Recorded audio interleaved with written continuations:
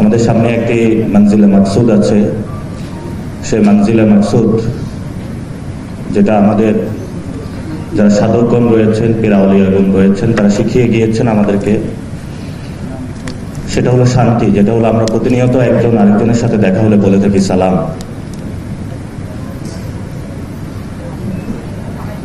বর্তমানে আমরা গত 5 আগস্টে আমরা সকলেই এখানে যারা ছিলাম ঐক্যবদ্ধভাবে রাস্তায় ছিলাম, এবং আমরা 5 তারিখের পর আশা করেছিলাম আমরা একটা শান্তিতে একটি সমাজ বিনির্মাণ করব, যে সমাজের মধ্যে আমরা সকলে ঐক্যবদ্ধভাবে থাকব, আমাদের নিরাপত্তা থাকবে, আমাদের বাচ্চারা খাওয়া দাওয়া করতে পারবে, পড়াশোনা করতে পারবে, আমাদের শিক্ষা প্রতিষ্ঠানগুলো নিরাপদ থাকবে, আমাদের খানগাগুলো নিরাপদ থাকবে, আমাদের বাজারগুলো নিরাপদ থাকবে, একটি সুখী সমৃদ্ধ জীবন আমরা চেয়েছিলাম। কিন্তু আমরা দেখতে পেলাম কি, গত 6টি মাসে কোন রকম বিনা উস্কানি ছাড়া বাজারগুলোতে হামলা হলো, লুটপাট হলো। ভিডিওতে দেখতে পেলাম মাজারের ব্যারিকেড ভেঙে ভিতরে যা আছে সবকিছু ডাকাত দল নিয়ে গেল। আমরা আরো দেখতে পেলাম বিভিন্ন মাদ্রাসায় যারা তালেবে ইলম রয়েছেন, তারা যখন পড়াশোনা করছিলেন তাদের উপরে সংঘবদ্ধভাবে আক্রমণ হলো। আমরা এমন বাংলাদেশ চাইনি যেখানে তালেবে ইলম অনিরাপদ থাকবে, খানকাগুলো অনিরাপদ থাকবে, মাজারগুলো অনিরাপদ থাকবে। তাহলে আমরা কেমন রাষ্ট্র চাই, যে রাষ্ট্রের মধ্য দিয়ে গণ অভ্যুত্থানের পরে আমরা আশা করেছিলাম আমরা এই গণ অভ্যুত্থানে নিজেদের জীবনের বিনিময়ে হলো রাস্তায় নেমে ফ্যাসিস্ট স্বৈরাচার শেখ হাসিনা, খুনি হাসিনাকে বিদায় করেছিলাম। এই উপলব্ধিগুলো যদি বাংলাদেশের 18 কোটি মানুষের মননে মগজে যদি ঐক্যবদ্ধভাবে একটি জায়গায় না আসে, তাহলে হয়তোবা আমাদের ভবিষ্যৎ রাজপথে আমরা আপনারা যারা আছি নতুন করে ভাববার সুযোগ এসেছে। আর সেই ভাবনা থেকেই কিন্তু আজকে আমরা এই কনফারেন্সের এখানে একত্রিত হয়েছি। আমাদের অধিকার আমাদের কেউ দিবে না, এই অধিকার আমাদেরকে নিজেদের লড়াই করে নিতে হবে। না কানলে বাচ্চা যেমন দুধ পায় না, রাজপথে না নামলে, নিজের অধিকারের পক্ষে না নামলে সেই জায়গায় আপনারা কোনো কিছু পাবেন না। গত 6 মাসের উপলব্ধি আপনাদের আশা করি এসে গিয়েছে। যদি বলেন আমরা সংখ্যায় অল্প বা বেশি, কিন্তু আমি বলবো আকবরে দ্বীনে ইলাহির সামনে একজন মুজাদ্দিদ আল-ফিসানি যথেষ্ট ছিল। আপনাদের মধ্যে বা আমাদের মধ্যে একজন মুজাদ্দিদ আল-ফিসানি প্রয়োজন, যে আমাদের সবাইকে ঐক্যবদ্ধ করবে। বাংলাদেশে যতগুলো মাজার রয়েছে, খানকা রয়েছে, ওলি আউলিয়া, পীর, গাউস, কুতুব, যত সেক্টরে রয়েছে, যতগুলা মাদ্রাসা রয়েছে, মোহাম্মদপুর মাদ্রাসা বলি, জামিয়া সুন্নিয়া বলি, যেখানেই যত মাদ্রাসা রয়েছে, সকল জায়গাকে এক জায়গায় ঐক্যবদ্ধ করে একজন পীর মাশায়েখ চায়, যিনি হলো রাস্তায় আপনাদের সকলকে নেতৃত্ব দিবেন। এই জায়গাটা সংকট রয়েছে, এটা অস্বীকার করার জো নাই। এখন আপনাদের এই ঐক্যের জায়গাটাতে আমরা আপনাদের যারা সন্তান তুল্য তরুণ প্রজন্ম রয়েছে, আমাদের একটি বড় স্যাক্রিফাইস করতে আমরা রাজি আছি। এখন যদি বলেন যে তরুণরা কেন করবে, আমরাই তো করব, আমরা তো বলি না যে আমরা করব, আমরা বলি যে আপনাদের এক্সপিরিয়েন্স বা আপনাদের নেতৃত্বে আমরা যাব। আমাদের কাছে রয়েছে রক্ত, জজবা, সাহস, উদ্দীপনা। এটা আপনারা আপনাদের প্রজ্ঞার মাধ্যমে যদি কাজে না লাগাতে পারেন, তাহলে এই বাংলাদেশের যে 50% যে তারুণ্য রয়েছে, এটা বাংলাদেশের জন্য একটা কার্স হয়ে দাঁড়াবে। পূর্ববর্তী বক্তা একজন বলে গিয়েছেন, মাদকের মধ্যে ডুবে যাবে, দুর্নীতির মধ্যে ডুবে যাবে, বিভিন্ন জায়গায় মব জাস্টিস বা মব কিলিং এর মধ্যে ডুবে যাবে। সেই প্রজ্ঞাবান আলেম, সেই প্রজ্ঞাবান সাধক, সেই প্রজ্ঞাবান ওলি, সেই প্রজ্ঞাবান দিক নির্দেশক কায়েদ নেতা আমাদের মধ্যে আবশ্যক। এটা আমাদের ইমানি দায়িত্ব, সবার মধ্যে এটা খুঁজে বের করতে হবে। যদি না করতে পারি আমাদের কপালে বড় দুর্দশা রয়েছে। এখন যদি বলি তরুণদের শক্তিকে কিভাবে কাজে লাগাবেন, সেখানে আমাদের সামনে অনন্য উদাহরণ রয়েছে। জান্নাতের যিনি শাবাবদের সর্দার হুসাইন, আলী। তো যখন আমাদের সামনে এত কিছু নজরানা থাকে, তাহলে আমরা পিছিয়ে থাকি কেন? আমাদের কি বাসায় বসে থাকার এখন সময়? আমাদের কি এখন খানকায় বসে থাকার সময়? আমরা যা কিছু শিখেছি তা অনেকটুকুই শিখেছি। এখন সেগুলো মানুষের কাছে প্রচার করার সময়, সেগুলো নিজের ব্যক্তিগত লাইফ, সোসাইটি, রাষ্ট্রে ইমপ্লিমেন্টেশনের সময়। এখন বিশ্বাসের জায়গা থেকে যদি আপনারা বলেন, সরকারের কাছে আর্জি করেন, আপনাদের এই বিশ্বাসের জায়গা থেকে যদি সরে যান, আসল সরকার কে সেটা যদি আপনাদের মনে মগজে না আসে, তাহলে হয়তো বা আলীর তরবারি আর কাজ করবে না।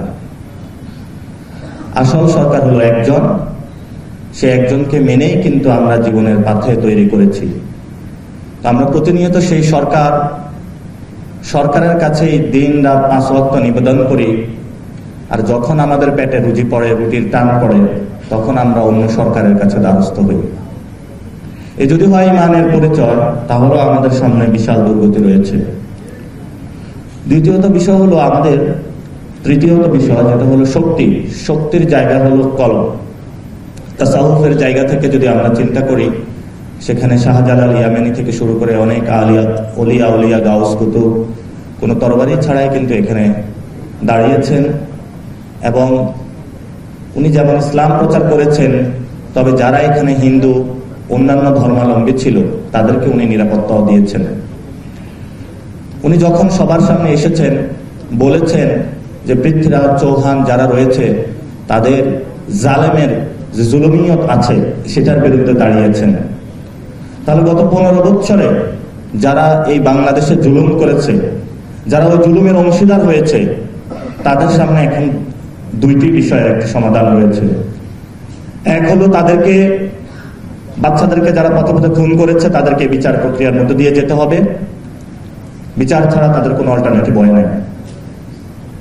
কারণ পৃথিবীতে আদালত বা জাস্টিস যদি আমরা প্রতিষ্ঠিত না করতে পারি, পরবর্তী প্রজন্মের কাছে আমরা দায়বদ্ধ থাকব। আর দ্বিতীয়ত, যদি নতুন পথে চলতে হয় আমাদেরকে, তাহলে তওবা বা ইস্তেগফার ছাড়া আমাদের উপায় নেই, যেটাকে আমরা ইংরেজিতে বলে থাকি রিডেমশন এন্ড রিকনসিলিয়েশন। আমাদের এই প্রসেসের মধ্যে দিয়েই যেতে হবে, আদারওয়াইজ আমাদের সামনে কোনো ভয় নেই। আমাদের ব্যক্তিগত, সোসাইটি এবং স্টেট জীবনে আমরা দেখেছি সংঘবদ্ধভাবে কি ধরনের অত্যাচারের মধ্য দিয়ে আমরা শিকার হয়েছি। আমরা রিমান্ডে কি ধরনের নির্যাতনের শিকার হয়েছি, রাজপথে কিভাবে নির্যাতনের শিকার হয়েছি। অনেকেই সেগুলো দেখে চুপ করেছিলেন, অনেকে বিভিন্নভাবে দোয়া করেছিলেন, কিন্তু এখন সময় এসেছে নিজেদের বাংলাদেশ স্বাধীন, রাজপথ আছে, সভা সেমিনার আছে, বিভিন্ন জায়গা পলিটিক্যাল এডুকেশন আপনাদের বিল্ড আপ করতে হবে। আমাদের বাংলাদেশে, আপনারা পাকিস্তানে যারা রয়েছেন, লাব্বাইক ইয়া রাসূলুল্লাহ, অথবা অনেক সংগঠন রয়েছেন, তারা পলিটিক্যালি এসেছেন, কিন্তু আমি তাদের যে ধ্বংসযজ্ঞ রয়েছেন পাকিস্তান ইসলামাবাদে, সেটা সমর্থন করি না। আবার এই ইন্ডিয়ার সাবকন্টিনেন্টে রয়েছেন ফুরফুরা শিব, ওনারা ওইখানে হলো সেকুলার ফ্রন্ট গঠন করেছিলেন, তারাও রাজনীতিতে এসেছেন। তাহলে আপনাদের আসতে সমস্যা কোথায়? এখন আপনাদের সন্তানরা যদি আপনারা বিশ্বাস না করেন, এখন যদি ধরেন যারা ইউনিভার্সিটিতে পড়াশোনা করতেছে, আপনাদের কি কোনো সন্তান ইউনিভার্সিটিতে নাই?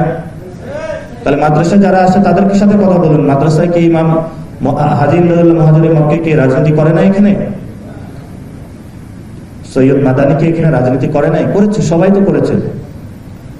যদি করে থাকে, চরমনাই হুজুর এখানে রাজনীতি করতেছেন, আপনাদের রাজনীতিতে আসতে সমস্যা কোথায়?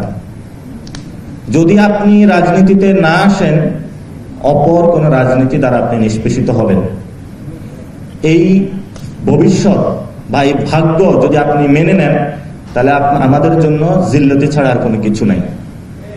এটা আমাদেরকে এখন, আপনি যদি মনে করেন তরবারি চালানো, অস্ত্র চালানো এগুলোই যুদ্ধ, আর কোনো পৃথিবীতে যুদ্ধ নেই, বর্তমান পরিস্থিতিতে গত 15 বছরে যে অবস্থার মধ্য দিয়ে আমরা গিয়েছি, বেঁচে থাকাটাই বড় যুদ্ধ ছিল আমাদের।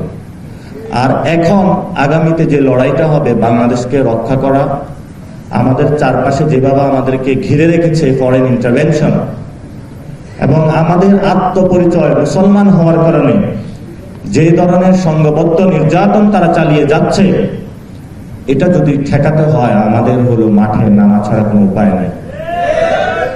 ক্ষমতার ভাগ বটোয়ারা অথবা যে কোনো কিছু করার জন্য অনেক মানুষ থাকবে, কিন্তু আমাদের সন্তানদের রক্ষা করার জন্য যদি আমরা না দাঁড়াই, তাহলে ভবিষ্যৎ বাংলাদেশ বলে কোনো কিছু থাকবে না।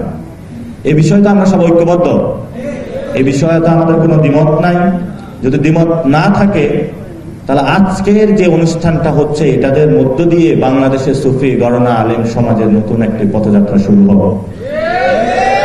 এই পথযাত্রার মধ্য দিয়ে আমরা আসমানে জমিনে যত ধরনের জুলুম আছে সেই সকল জুলুমের অবসান করবে ইনশাআল্লাহ আমরা ভবিষ্যতে। আমি যেটা বলেছিলাম মাঝখানে কথাবার্তায়, আমাদের পলিটিক্যাল এডুকেশন বা পাঠশালা তৈরি করতে হবে। আমাদের সামনে কোনো বিকল্প নাই। আমরা যদি ইতিহাস পর্যালোচনা করি, ইসলামিক লাইনে 4 খলিফার পরে আর কোনো আমাদের এই জেনারেশন তারা জানে না। বিশ্বাস নাই করুন, আপনার সন্তানকে নাজরানা নাই, তাহলে আমাদের সন্তানরা কি এগুলো জানবে না? এখন সে জানার ব্যবস্থাটা কোথায়? বর্তমান পরিস্থিতিতে দুর্নীতি, রাহাজানি, চিন্তায় এই সকলের বিরুদ্ধে দাঁড়াতে হলে আপনার সন্তানকে দাঁড় করাতে হবে আপনাদের। যাদের সন্তান দাঁড়িয়েছে, যারা ঐক্যবদ্ধভাবে রাজপথে ছিল, তারা বাংলাদেশে এখন ঐক্যবদ্ধভাবে লিড দিচ্ছে। যারা পিছনে পড়ে গিয়েছে, সময় যায়নি, সময় মাত্র শুরু হয়েছে। আমরা গত 6 মাসে 165টি আন্দোলন আমাদেরকে মাঠে প্রতিহত করতে হয়েছে। বাংলাদেশের ইতিহাসে 53 বছরের ইতিহাসে কখনো এমন পরিস্থিতি সৃষ্টি হয় নাই। আমাদের এখানে সিভিল ওয়ার হওয়ার সম্ভাবনা ছিল 5 তারিখের পরে। আমরা 4 তারিখে ঘোষণা দিয়েছিলাম যে আমাদের হাতে আমরা অস্ত্র নিব। 5 তারিখে যখন বাংলাদেশে একটি সলিউশন হয়েছিল, পার্লামেন্ট সহ সবাই পালিয়ে গিয়েছিল, আমরা সেই সিভিল ওয়ারের পথ থেকে এসে সবার শান্তির জন্য বর্তমান সরকারের একটি সরকার গঠন করতে আহ্বান জানিয়েছিলাম। কিন্তু এই সরকার বিভিন্ন পরিস্থিতির মধ্য দিয়ে যাচ্ছে।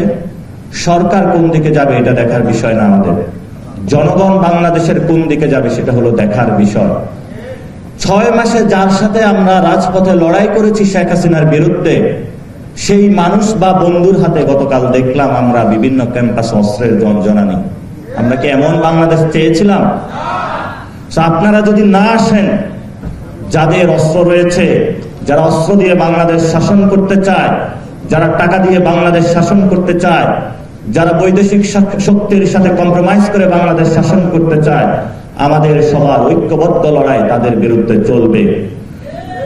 ওরা আমাদেরকে মারুক, ওরা আমাদেরকে কাটুক, শাহজালাল ইয়ামিনী হয়ে আমাদেরকে বারবার প্রতিদিন সকালের পর জাগ্রত হতে হবে। তাদের অস্ত্র এমন ভাবে আমাদের প্রতিহত করতে হবে যে এক একজন আমাদের মধ্যে যদি আমরা শাহজালাল হয়ে দাঁড়াই, তাদের অস্ত্রগুলো অটোমেটিক হাত থেকে পড়ে যাবে। আমাদেরকে অস্ত্র তুলে নিতে হবে। আমাদের কি তুলে নিতে হবে? আমাদের জাস্ট ইমানটাকে একটু রিকভারি করতে হবে। তো সেই জায়গা থেকে আমি মাদ্রাসায় পড়াশোনা করেছিলাম। আমার ব্যক্তিগত লাইফে অনেক ভুল ভ্রান্তি, কিন্তু আমাদের একটা ঐক্যবদ্ধভাবে লড়াই আছে, যে লড়াইটা হলো বাংলাদেশকে আমাদের রক্ষা করতে হবে। এই বাংলাদেশের জন্য মানুষ অনেক জীবন দিয়েছিল। এখানে অনেক পূর্ববর্তী আলেম সাহেব বলেছিলেন 47 কি আমরা জীবন দেই নাই, 52 থেকে আমরা জীবন দেই নাই। উনি কি আকাশ থেকে জুড়ে এসে এখানে বাংলাদেশের মানুষ জীবন দিয়েছিল? কতগুলো মুসলমান 47 সালে আহত নিহত হয়েছিল। 71 সালে আমাদের জীবন নাই, আমরা ইমানের জজবা 71 সালে উদ্দীপনা হই নাই, তাহলে এখন নয় কেন? 90 সালে আমরা রাজপথে জীবন দেই নাই, 24-এও আমরা একসাথে ঐক্যবদ্ধভাবে জীবন দিয়েছিলাম। আমরা আর কোন রক্তপাত বাংলাদেশে চাই না। গত 53 বছরে এমন কোন ইনস্টিটিউশন বাংলাদেশে রাখে নাই যেটা ধরে আমরা আগামীর ভবিষ্যৎ পথ চলতে পারবো। আমাদেরকে ইনস্টিটিউশন গুলা বিল্ড আপ করতে হবে। আপনাদের এই যে সুন্নির যে ইনস্টিটিউশন গুলো আছে, কোন ইনস্টিটিউশন কি এখন ওয়ার্ক করতেছে? প্রত্যেকটা ইনস্টিটিউশনে ওই এলাকার যিনি স্থানীয় এমপি ছিল তাকে বসিয়ে এটাকে ক্রিপল করে দেওয়া হয়েছে, যে ব্যক্তিগত যে জায়গাটা আপনারা কখনো এক্সপ্রেস করতে পারেন নাই। এখন সময় এসেছে, এখন তো আপনাদের মাথার উপরে নৌকা এবং ধানের শীষের কোনো এই ধরনের অস্ত্র তাক করা নাই, তাহলে এখন মাঠে নামতে সমস্যাটা কোথায়? আপনারা কি পুলিশকে ভয় পান নাকি আর্মিকে ভয় পান? কোনো কিছুকে আমাদের ভয় পাওয়ার দরকার নেই, কারণ আমাদের একমাত্র বাংলাদেশের শক্তি রয়েছে, সেটা হলো জনগণ। জনগণের মধ্যে যেতে হবে। আগামীতে সংস্কার হোক, নির্বাচন হোক, প্রত্যেকটা জায়গায় আমাদেরকে সক্রিয়ভাবে অংশগ্রহণ করতে হবে। যদি আমাদের মধ্যে এই হীনমন্যতা থাকে, আমি পাঞ্জাবি পরে ইলেকশন করতে পারবো না, আপনাদেরকে একটু হিস্ট্রি কাটতে হবে। 71 সালের যে 71-এর পরে 72 সালে যে ইলেকশন হয়েছে, কয়জন মুন্সি ইলেকশনে অংশগ্রহণ করে জয়ী হয়েছিল? কয়জন আলেম জয়ী হয়েছিল? কয়জন হাফেজ জয়ী হয়েছিল? স্টাডি করেন, তাহলে আপনাদের মনে বুকে সাহস পাবেন।